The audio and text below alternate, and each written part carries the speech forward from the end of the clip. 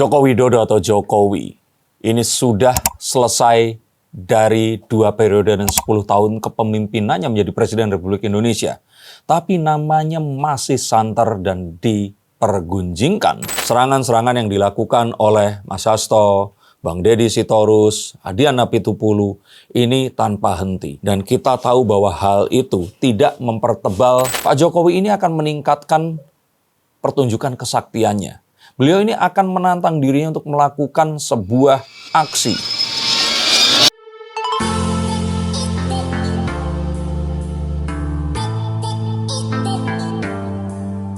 Joko Widodo atau Jokowi ini sudah selesai dari 2 periode dan 10 tahun kepemimpinannya menjadi Presiden Republik Indonesia.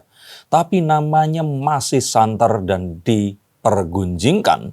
Bahkan dalam pilkada kemarin dan hal-hal setelahnya. Bagaimana kalau saya bilang bahwa ini semua karena kesaktian Jokowi yang tiada tara ini? Bagaimana kalau saya bilang kesaktian Jokowi ini sudah melebihi kesaktian Bu Megawati Soekarno Putri? Bahkan boleh dong kalau saya katakan Pak Jokowi ini bisa disejajarkan dengan proklamator bangsa kita, yaitu Presiden Soekarno. Setuju atau tidak? Kita mulai pembahasannya. Mengapa harus dengan Bu Mega dan Pak Karno? Karena beliau ini datang dari partai yang sama. Walaupun memulai ini sebagai pemain naturalisasi atau ya sebenarnya nggak naturalisasi juga karena bukan politikus dari partai lain. Tapi dia tidak memulai karirnya dari bawah.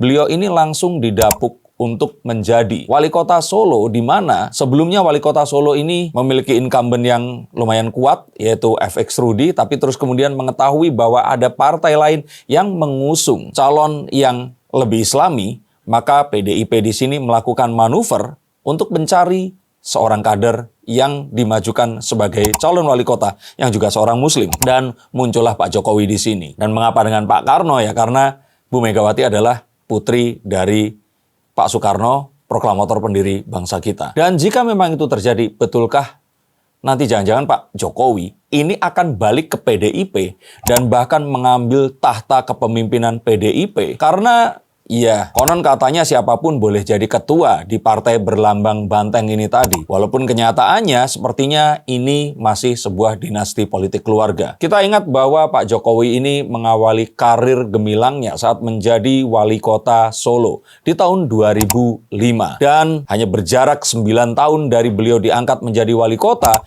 beliau ini melewati menjadi gubernur Jakarta dan terus kemudian menjadi Presiden Republik Indonesia. Hanya 9 tahun saja. Sedangkan orang-orang lain harus menempuh waktu yang lebih lama, span perpolitikan yang lebih menantang untuk menjadi seorang Presiden Republik Indonesia. 9 tahun waktu yang dibutuhkan dari seorang wali kota Solo menjadi gubernur Jakarta hingga menjadi Presiden Republik Indonesia. Dan hanya bermodal 2 partai politik pendukung saja. Saat itu Pak Jokowi yang dibawa datang dari Solo ini berhasil menumbangkan Voke yang saat itu didukung oleh 8 partai pengusung yang ini nggak kaleng-kaleng juga. Dan tentu saja kita tidak bisa bilang PDIP yang berjasa, tapi Pak Jokowi pun ikut andil sehingga PDIP dan Pak Jokowi kombinasi yang terus kemudian mendapatkan kedudukan untuk menjadi gubernur Jakarta yang orang-orang sudah bilang ini adalah panggung atau batu pijakan menuju ke Pilpres di tahun terdekat. Lihat, kesaktiannya udah seperti itu. Dan bahkan Pak Jokowi ini pernah head to head atau melawan kingmaker-nya, orang yang mengangkat beliau menjadi gubernur DKI atau mempromosikan beliau, yaitu Pak Prabowo Subianto 2 kali, 2014 dan 2019. Dan di dua-duanya Pak Jokowi menang. Kurang sakti apa? Tapi yang lebih luar biasa adalah di paruh kedua kepemimpinan Pak Jokowi ini malah merangkul.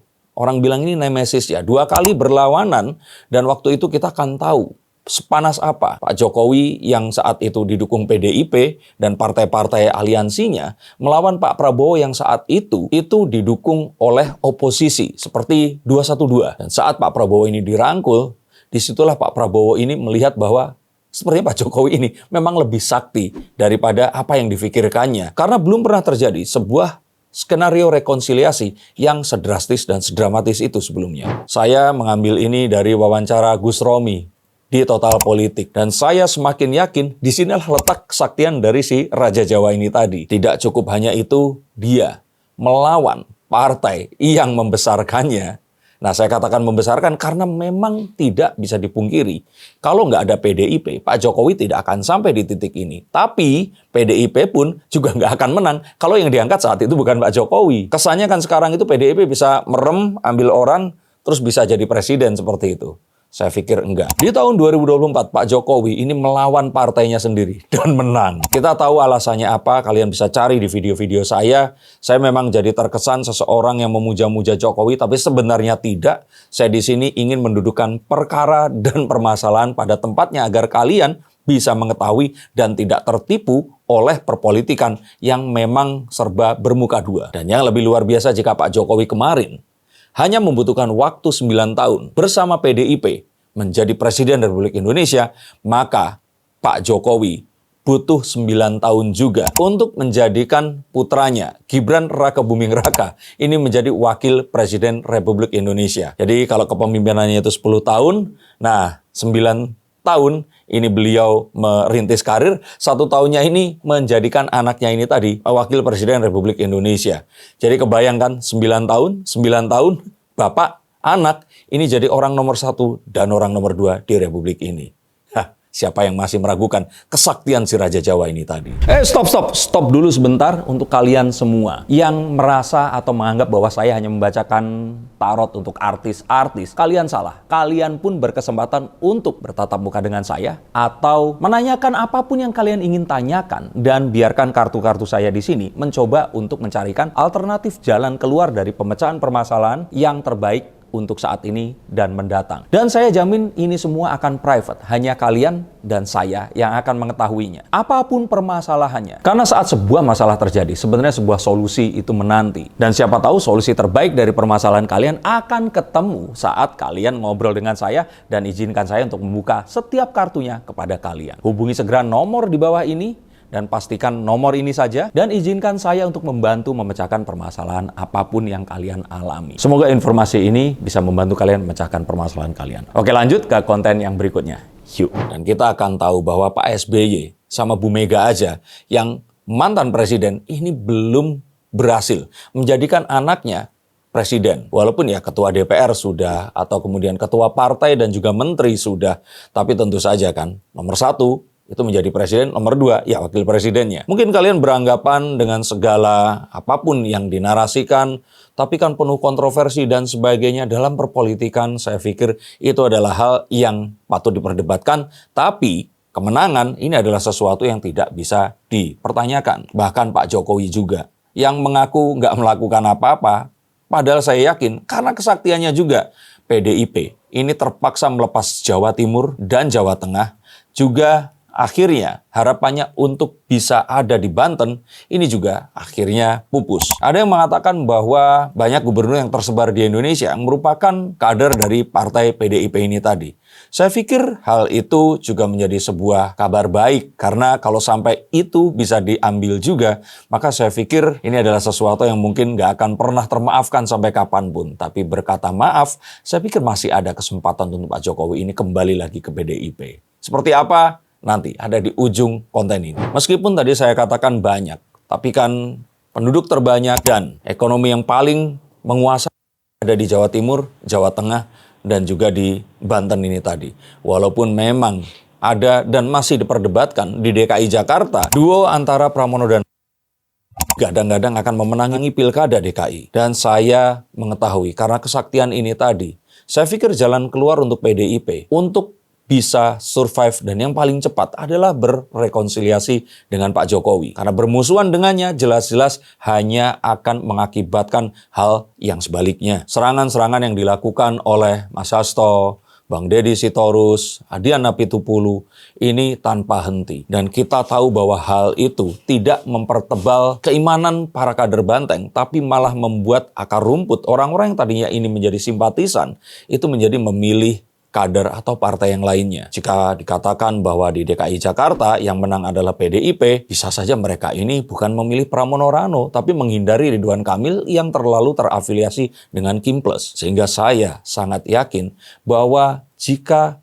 politik dan mereka bilang ini memegang teguh ideologi. Seharusnya Pak Jokowi ini diajak untuk berdiskusi dan ditarik kembali, yang mana ini pasti akan memperkuat kembali PDIP dan membuat peta perpolitikan ini akan lebih dinamis daripada sebelumnya. Dan saya kira hal ini mungkin saja terjadi karena Pak Jokowi ini terlihat belum menunjukkan ingin membuat partainya sendiri. Itu artinya Pak Jokowi masih membuka pintu lebar-lebar untuk PDIP mengundangnya kembali. Mungkin banyak di antara kalian yang mengatakan, sudah nggak sudi, atau mungkin itu nggak akan terjadi. Tapi kita harus tahu bahwa dalam politik tidak ada yang tidak mungkin selain perubahan itu sendiri. Dan tidak ada lawan dan juga kawan yang abadi. Yang ada hanyalah kepentingan yang akan mereka perjuangkan. Tapi jika hal tersebut tidak segera dilakukan, maka saya pikir, ini sama seperti yang dikatakan Gus Romi juga, Pak Jokowi ini akan meningkatkan pertunjukan kesaktiannya.